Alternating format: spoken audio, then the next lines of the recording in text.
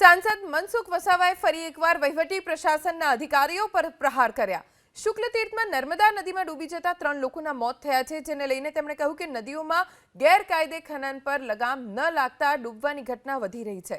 રાજકીય વક ધરાવતા લોકો પણ વેપલામાં સંડોવાયેલા હોવાનો આરોપ લગાવ્યો।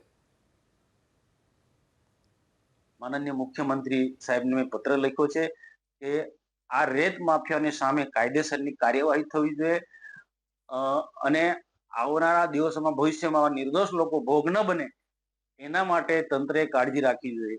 અને આના માટે મેં જવાબદાર હું ઠેરવું છું ત્રણે જિલ્લા વહીવટી તંત્ર, ભરૂચ જિલ્લાનું વહીવટી તંત્ર હોય, વડોદરા જિલ્લાનું વહીવટી તંત્ર હોય કે પછી નર્મદા જિલ્લાનું વહીવટી તંત્ર, આ બધા જ લોકોની મિલીભગત અને ગાંધીનગર સુધી એમની લિંક હોય। ગાંધીનગરમાં પણ ખાણ ખનીજ વિભાગના અધિકારીઓ આ રેત માફિયા સાથે જોડાયેલા હોય છે અને કેટલાક આ રેત માફિયા બહુ મોટા રાજકીય વગ ધરાવનારા લોકો હોય છે।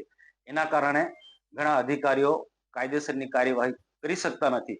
પરંતુ આજે જિલ્લા સંકલનની મિટિંગમાં પણ મેં કહ્યું ગમે તેટલા મોટા કોઈ પણ ચમરબંધી હોય પણ કાયદેસરની કાર્યવાહી કરો, કારણ કે નિર્દોષ લોકોનો ભોગ બને છે